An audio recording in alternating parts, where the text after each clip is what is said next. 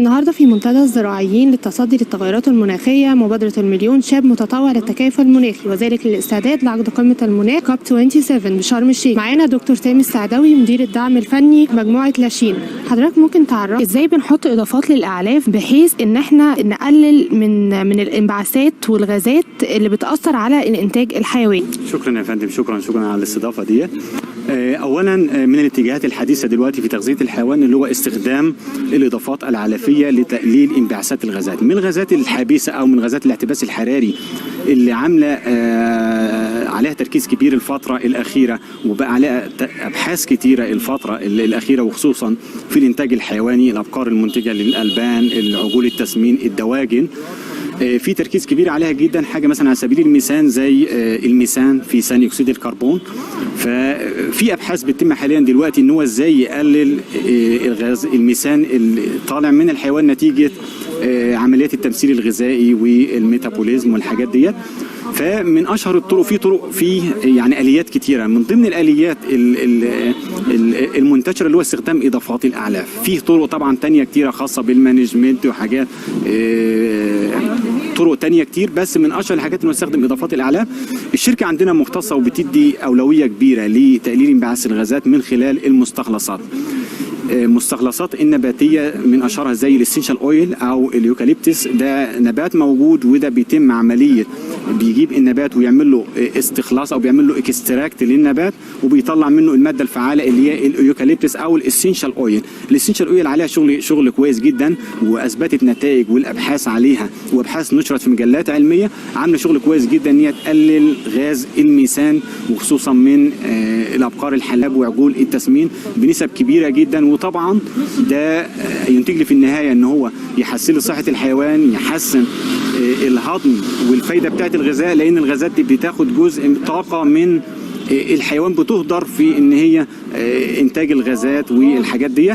فده الطاقه دي طبعا الحيوان بيوفرها، وبالتالي هتتحول ان هي في صوره انتاج غذاء، انها تساعد في انتاج اللبن، او ان هي تتحول تبقى لحوم بعد كده، وبالتالي زودت لي كفاءه تحويل الغذاء و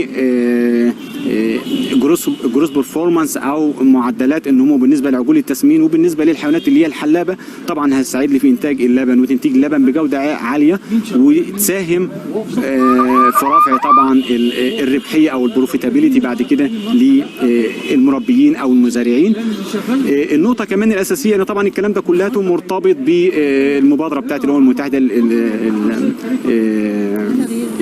المبادره بتاعتها لتقليل انبعاث الغازات. طبعا فالشركه بتحاول دايما انها تمشي في نفس الاتجاه مع الاولويات والخطوط العريضه للامم المتحده والمبادره اللي بتنبثق منها، وطبعا الاتحاد الاوروبي في نفس الوقت. وطبعا احنا هنكون سعداء طبعا ان احنا نشارك في المؤتمر اللي هيعقد ان شاء الله في مصر في نهايه العام في شهر نوفمبر، بوضع برضو بعض الاليات والمساهمه باجراء البحوث والتجارب اللي من شانها ان هي تقلل الانبعاثات، ونساعد طبعا بالتعاون طبعا مع الجامعات والشركاء المصريين هنا في هذا المجال، وزياده التعاون مع الجانب الصيني في هذه النقطه. شكرا لحضرتك.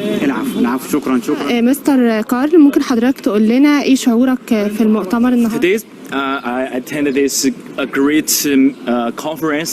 I'm very happy, and also is my great honor, and my feeling is amazing. There's so many professors attended this conference. I have this honor to also attend this conference. I think this is my great amazing thing when I come to Egypt. This is my first coming to Egypt, and Egyptian is very friendly, and so many Egyptian life I'm very like. So about today's feeling, I just think amazing, legendary.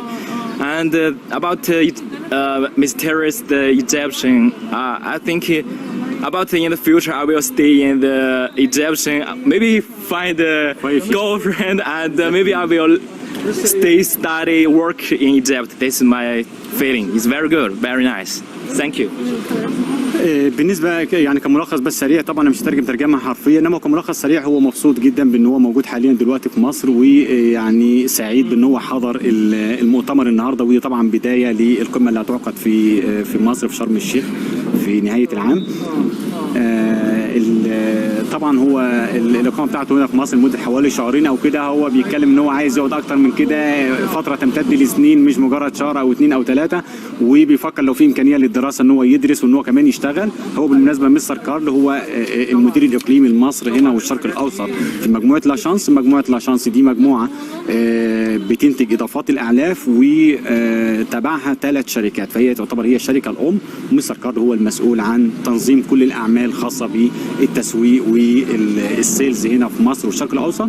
وحاليا دلوقتي احنا موجودين في زياره لمصر والشرق الاوسط لمده تقريبا شهرين، مع بعض الزيارات لبعض الدول في الشرق الاوسط من ضمنها زي تركيا، ممكن السعوديه، الامارات، بعض دول غرب افريقيا زي المغرب العربي.